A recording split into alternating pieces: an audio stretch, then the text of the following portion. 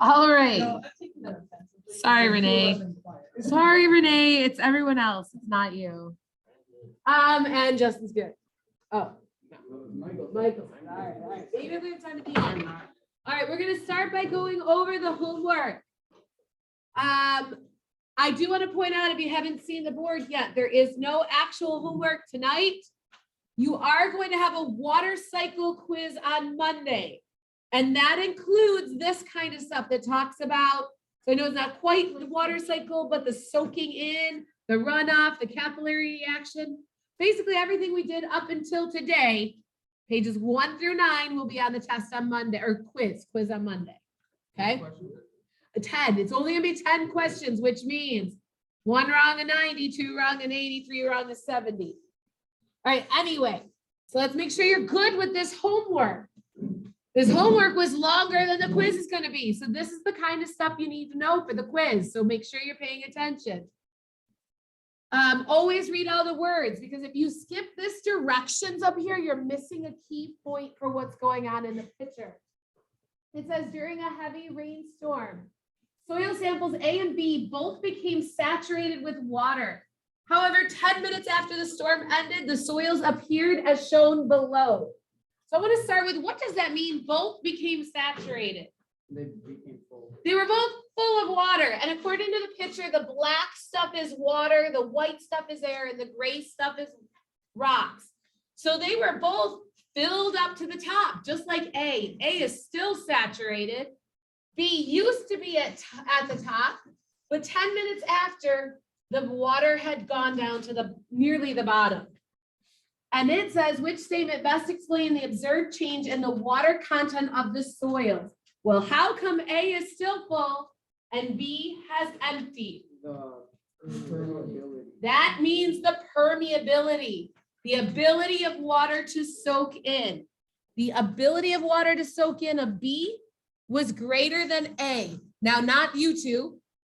Why is what I want to know. Why could the water soak into B better? That was you. You're allowed. Go ahead. Not porosity was greater. Porosity is the same. What were you going to say? Why did it soak in better for B? Because the holes are bigger. No, you explained it. Don't overthink this stuff. So permeability, ability of water to soak in, then we care about size, bigger holes. Size matters for permeability. Quick question, does size matter for porosity? No, porosity size does not matter. All right. Now, question 2 has nothing to do with that picture. So don't get confused. Just because there's one picture doesn't mean they all go with the picture. So always read careful. During a rainstorm, during a rainfall, surface runoff will be greatest in an area that has. I like to underline what the question is actually asking. Surface runoff. The key here is we're talking about runoff. By the way, if it's running off a lot, what's it not doing? It's not soaking in. So which one of these will cause it to run off the greatest? So first of all, do we want steep or gentle slope? Steep. For runoff, we want steep, so not gentle. Do we want clay or gravel for runoff? We want runoff. Clay smoother. Not because clay's smoother, but why does clay not absorb the most? What? I think you mean permeability. So let's talk about this. Guys, how big is clay? Oh, so you're trying to think of what does it look like in Mr. Losey's room? So you're like talking about a blob of clay, right? I am not talking about the blob of clay in Mr. Losey's room. I'm talking about the dust in Mr. Losey's room. Teeny tiny and what? Yeah, it's teeny tiny and it gets freaking everywhere because it's teeny tiny. But remember in earth science, I'm always talking about, I got real stuff here. So it's 0.0004 centimeters. That's teeny tiny. So yes, they stick together like the clump of clay, but when I say clay, I mean those teeny tiny pieces. Now gravel is not on here, but you guys know what gravel looks like. Gravel's big sediments. So which one will the water run off of the most? The tinier the particles, the more runoff, because it's not soaking in. That's answer 1. Moving on to number 3. Again, I'm going to share what Jake, I think it was you who said this yesterday when you were working on this question. It's like there's so much to read. I forgot what I read. Yeah, they do that on purpose. And they also do it on purpose that how many of you didn't even read this? Because you're like, I thought it was directions. Guys, I am not joking when I say it's the #1 rule of earth science. This one is the perfect example. If you just looked at the picture, do you have any idea what's happening? No. I would have thought, just my imagination, that they dumped water in and they wanted to see which one went through it the fastest. But when you read this, it says the lower part of each column has just been placed in a beaker of water. Just like I did with this paper towel. So this experiment is not what I thought it was, and I teach earth science. They did something tricky. They stuffed those columns of water just like I put this paper towel in the water. So what were they really looking for in this experiment? Not how fast the water went in. How far? Yeah, so until it goes up the paper towel or up this. So it says, then they mess with your head even more. Because then you read question 3, which column contains sediment with an average diameter closest to 0.1 centimeters? You're like, what the heck? Who knows this answer? Who knows this off the top of their head? Not even me. I am not kidding. I would not be able to answer this off the top of my head. Again, I've been teaching this for 14 years. This is not stuff to waste your brain space with. Anytime you get a question that like your first instinct is, who cares? Who knows this? Or you get angry at it because you're like, I don't know. I don't care. Mrs. Ritz didn't tell me this. Your gut needs to be to then grab your reference table. That means somewhere on these pages, the answer is on there. So I want everybody to get these. I know a lot of you did this one yesterday because we made you, but not everybody in all my other classes did this exactly the same way. So our choices are small pebbles, large sand, medium sand, and large silt. Where did we hear those words before? In the rock. In the rocks and in erosion, yes. So some people were able to look here and look at these numbers. I find it easier to look here where they just literally spell it out for me. So they said 0.1. 0.1 is right here. 0.1 is what kind of sediment? It's sand. But then I look, we've got large sand or medium sand. Is 0.1, would you call it large or medium? Yeah, so see how close it is to the 0.2 line? It's definitely near the top of the range. So that's definitely gonna be large sand. Medium would be much closer to the halfway mark. So we're. Yesterday, I had that and you told me to rethink my answer. Did I? Yeah. And I had answer, you had answer B? Yeah. Are you sure you didn't think that? Maybe I thought you were answering this one. So I apologize if I did that. Because this one, the answer is not large sand. All right, so number 4, in which sediment will capillarity action cause the water from the beaker to rise faster in the column? Well, hang on, let me ask the question. What did we know about capillarity action from yesterday? What size sediments? So this is, we want the smallest. And again, remember the way I remember this is capillaries, like the veins, like the ones in your eyes, are teeny tiny. So we want the teeniest, tiniest, and they tried to mess with you here. Which one of these is the teeniest, tiniest?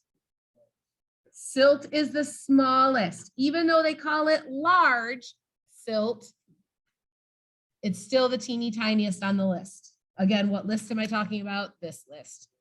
Okay, so yes, clay would be the smallest, but that wasn't a choice, so. Again, so now they're, again, a long reading, still goes with this picture up here. So it says, in an experiment, the beakers of water were removed and replaced with empty beakers. The sediments were allowed to dry. Then water was poured into each column to compare the permeability of the sediments. The permeability rate of the medium sand, I'm just going to come up here and put a note. Medium sand sample was shown to be, so would the permeability be less than silt? For the first answer is medium sand's permeability less than silt. No. Greater. Oh, by the way, what does permeability rate mean? Can go through. It's the rate at which water can go through the sediment. So actually, let me ask you a question before we even read the answers. Medium sand, will it go faster or slower than large silt? No, faster 'cause it's bigger. Okay, you two be quiet.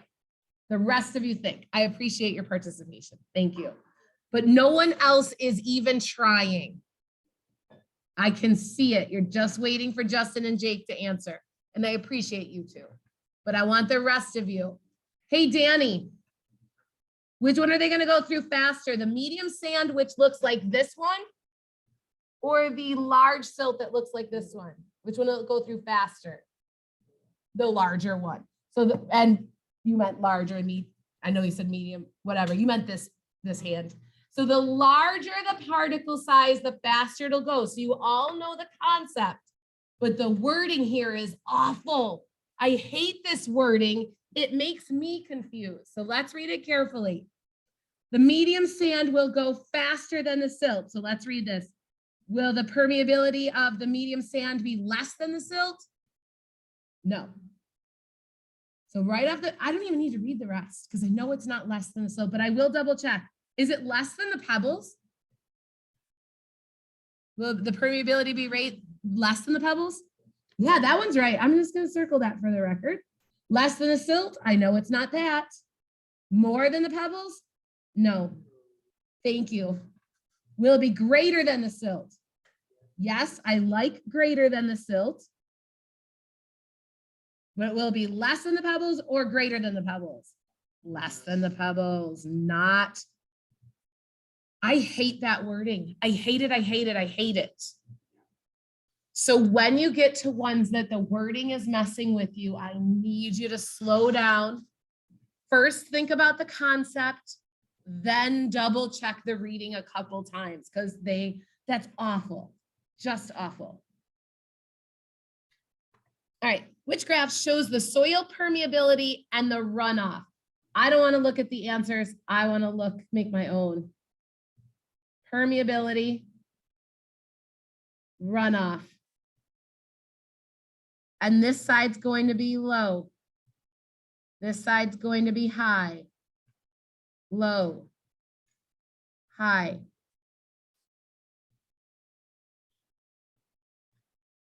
So I'm going to call on some more people. Hey, Jesse, if the soil permeability is low, what does that mean? Can or can't soak in? How about that? If the permeability is low? Yeah. Low permeability means the water cannot soak in. So, Brennan, if the water cannot soak in, are we going to have a lot of runoff or a little bit of runoff? If it can't soak in, a lot. So if it can't soak in, it's going to run off. So then I'm going to ask, how about Riley? I haven't heard from you yet today. Riley, if we have high permeability, what does that mean? What's happening to the water? If it's high permeability, what can it do? Yeah, it can soak in. High permeability means it can soak in. So Anthony, if it can soak in, will we have a lot of runoff or a little bit of runoff? If it can soak in, a little. Okay, so I need something that goes down. The only graph that only goes down, and I know it goes down with a curve, but that's okay. So from those 4 people I just called on, and I'm guessing that's probably similar with all of you. I think we need to, yeah, that sounded like there was some. Let's go to the top of this page. I don't know what page number it is. Is that 5? We need to do what we just covered.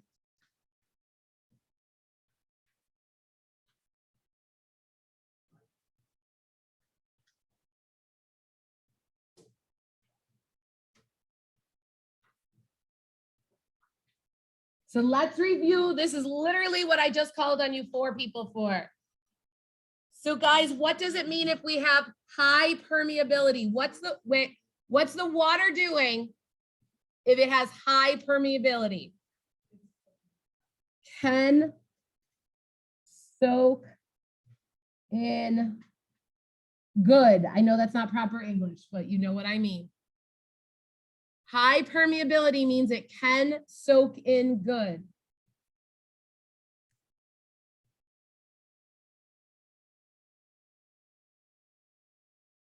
What's not happening if it's soaking in good?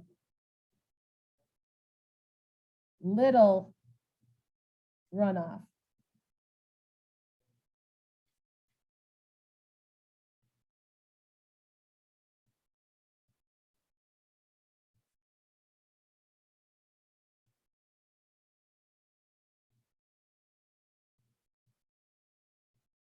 Why can I not spell this word?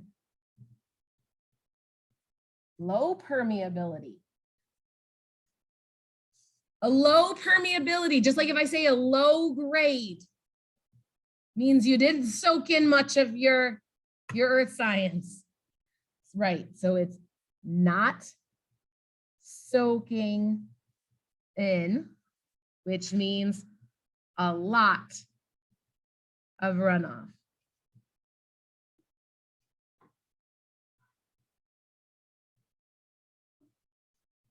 So that's a concept you need for Monday.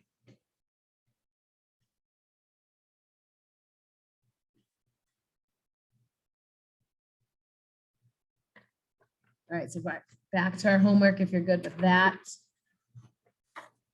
We're on the bottom of page 7, question 7. When rainfall occurs, the rainwater will most likely become runoff. Again, if it's running off, what's it not doing? Not soaking in. That means not soaking in is impermeable. Answer 3. The diagram below represents 3 containers A, B, C, which are filled with equal volumes of uniformly sorted plastic beads. Water was poured into each of the containers to determine the porosity and infiltration times. So just the time it takes for it to fill in. Porosity, hey, quick review. What's porosity? Okay, so my 2 people have answered. You 2 be quiet because we had 2 different answers. Next question to the rest of my class. What's porosity? Whole space.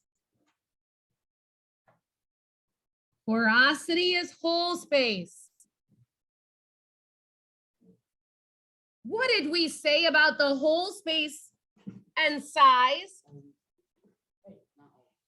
No, yeah, always. So as long as the containers are the same size, size does not matter for the size of the particles. Hey, Braden, take a look at these 3 containers. Which one can hold the most water? Hey, Braden. Hey, Braden. Hey, Braden. They're all the same. No, I tried to trick you, but I just said that 5 seconds ago, but you weren't paying attention. Oh, that's why you couldn't see. Good point. Good point. I figured. No, you would have said they were all the same. Yeah. So guys, remember, size doesn't matter when we're talking about whole size. Keep in mind, the water will go faster through the big one, slower through the small one, but in the end, they can both hold, all three hold the same amount. So which number should be the same for all of them, porosity or infiltration time? Porosity should be the same because porosity size doesn't matter. Which one's going to go through fast? Which one's going to go in the shortest amount of time, I should say? A, B, or C? Right, Sean, which one can the water go through faster? The small beads, the medium beads, or the big beads? Which one? The big beads that can go through faster. And you guys know if you're doing a race and you're just timing each other, faster means a low number of time, a low number of seconds. So we want the big bead C. So this one, do we want the big number or the little number for faster? Little number means faster. In this case, if we're just talking about seconds, because faster time, if you're timing, is just a small number. Now, how about this? If we were talking about miles per hour, miles per hour, which one's faster, the big number or the little number? Big number, because that means you're covering more miles in the same amount of time. So you always got to look at the units. Are the units just in time, or are they in distance over time? So I'll show you that in a second. All right, again, read all the words. The diagram below shows the result of leaving an empty dry clay flower pot in a full container of water for a period of time. The water level of the container dropped to the level A. The top of the wet area moved to level B.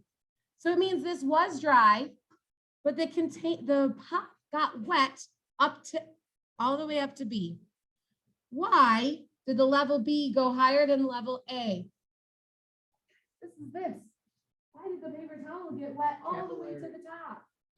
What does that? That's capillarity action. And again, does capillarity action go up or down? Up.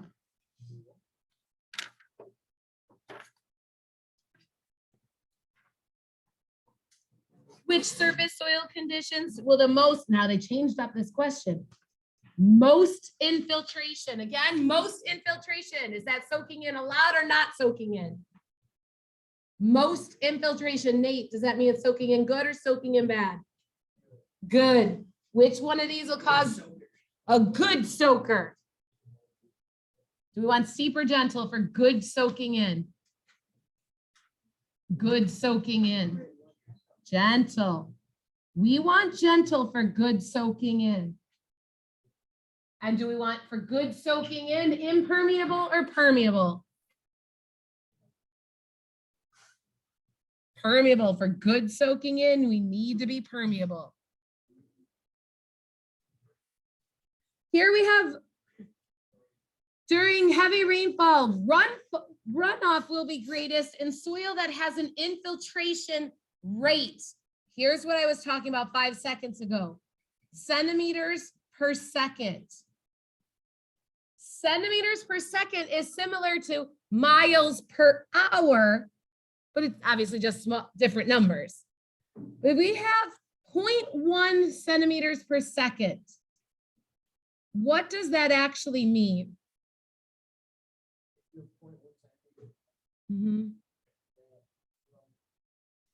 It means it's going, in this case, it means it's soaking in only 0.1 centimeters every second. Yep, look at all 4 of these answers. Is 0.1 the fastest or the slowest? If you were, is it the fastest or the slowest? 0.1. It is the slowest. It means it's only going 0.1 centimeters every second. What about this number? 1.2 centimeters. It is still slow, but out of these 4, what do you guys think? that a fast number or a slow number? No, this is a fast number. No, this one's, the first one was 0.1. This one is 1.2. Yes, that's still like really slow. But out of these four numbers, 1.2 centimeters per second is the fastest. Does this make, see how this is different than this one, guys? This one was just time. That was just timing yourself on a timer. This one's reading your speedometer. They're two different numbers and you have to be careful when you read it. So if we want runoff to be the greatest, infiltration, do we want infiltration to be fast or slow? To get a lot of runoff. Yeah, slow. Answer 1.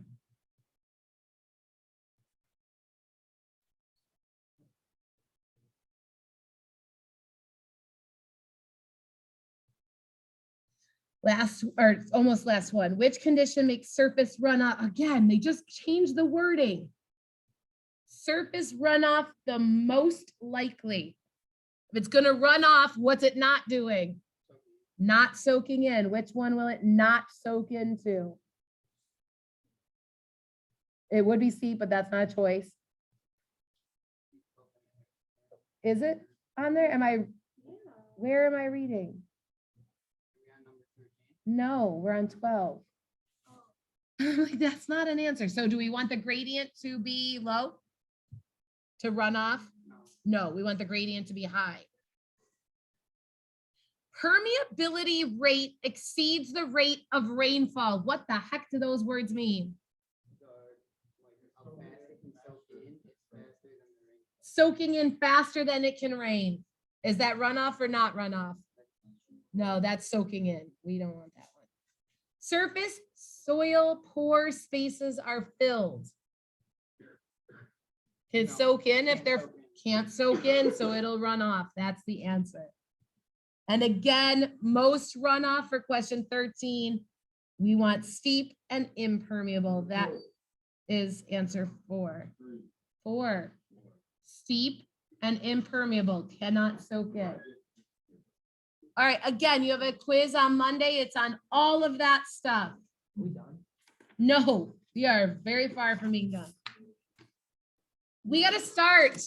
Factors that affect climate.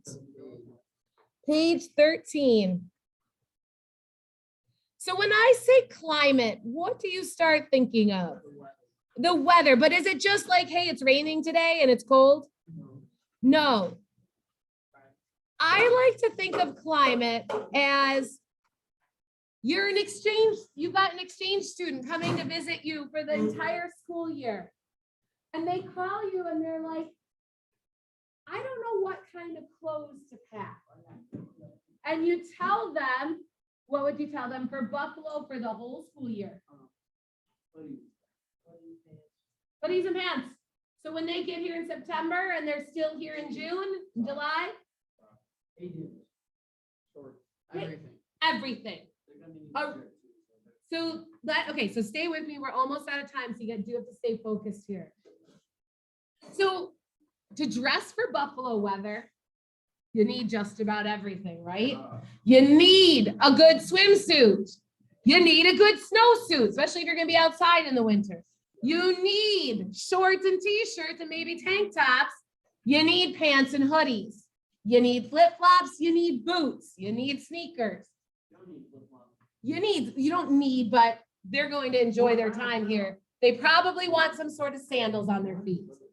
Stay with me. How is that different if somebody calls your cousin in Florida and they're going to be their exchange student? Shorts, t-shirts. Shorts and t-shirts? Do they need pants? They probably need some, but do they need a snowsuit? No. Okay. So you guys already know that the climate here in Buffalo is different than the climate in Florida. Why?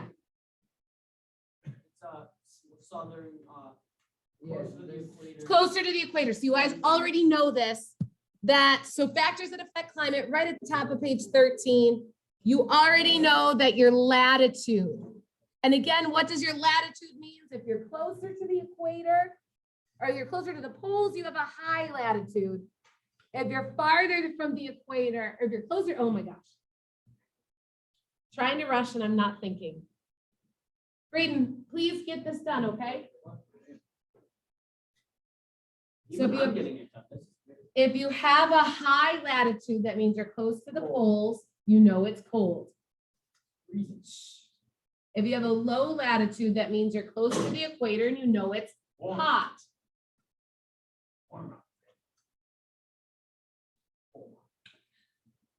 So you already knew the first 3 bullets. And you also know the 4th bullet, but you probably never thought of it. As you travel away from the equator, your temperature range increases. What does that mean? When you travel, like it can be. So let's work through this. So we already know that Florida is closer to the equator, right? That your temperature fluctuates. Yeah. There- it can your be hot or temperature- cold. Temperature fluctuates less. So let's walk through this. Around here, what's like a normal low temperature in the winter? 20s, 30s, maybe 10s. Is it unusual for us to get to 0 degrees? Yeah. Okay, that's a little cold. So let's go with like 20 degrees is completely normal around here. What's completely normal hot temperature in the summer? 80s. I didn't say high 80s, right? So if we are, the coldest we normally get is around 20 and the hottest we normally get is around like 85. Stop it. That's a temperature range of 65 degrees. 65 degrees between our lowest days and our hottest days. How about in Florida? What's a normal low temperature you think for them? 50s and 60s, yeah. What's a normal hot day for them? 90. That's only a 40-degree temperature range. How about in Alaska? Does anybody have any idea? It can get -20. -20, -30s, again, completely normal in Alaska. And we looked this up in one, I don't remember if it was your class or the other class, a high temperature for them, a normal high temperature would be in the high 70s. That's a temperature range of 90 degrees. So Florida has 40, we have 65. Alaska has 90 degrees difference between their coldest and their hottest temperatures. So as you get away from the equator, it fluctuates more, the highs and the lows. Now, what's another thing that's going to affect your climate? Anybody been to yeah, so that's the next. Anybody been to the Adirondacks? I didn't even look at that. You have been to the Adirondacks? Did you go in the summer or the winter? Summer. Do you remember? Yeah, so Lake George. Just have you been up there? Do you remember what it felt like compared to us? A little bit cooler in the Adirondacks. Why? Because it's called the Adirondack Mountains.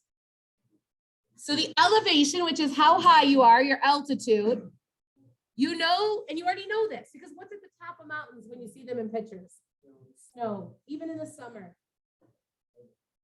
Now, I know there's no snow in the Adirondacks in the summer, but the Adirondacks are not mountains like the Rocky Mountains. Those are much bigger. There is definitely snow in some of those places well into June. My brother, Mount Hood, which is where my brother lives, their ski resorts are open all year long. He can go snowboarding in July.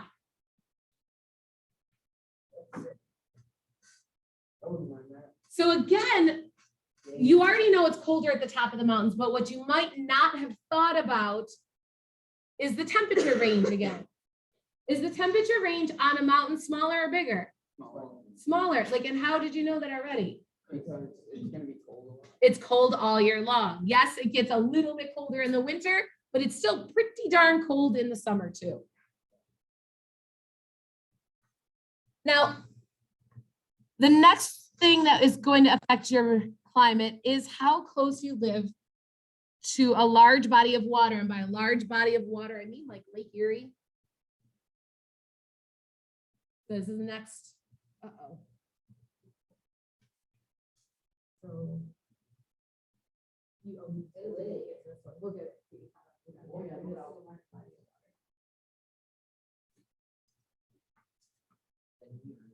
So large body of water such as Lake Erie will change how hot it is in the summer and the winter.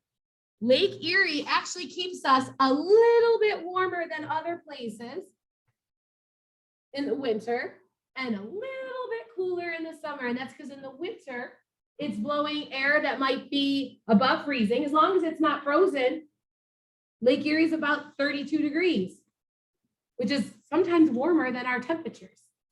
In the summer, if Lake Erie is 70 degrees, that's cooler than our normal temperature. So it just brings our temperature range down again. So we're rushing through this. I will cover this stuff again next class. You have no actual homework tonight, but keep in mind everything before today's work is on a quiz on Monday.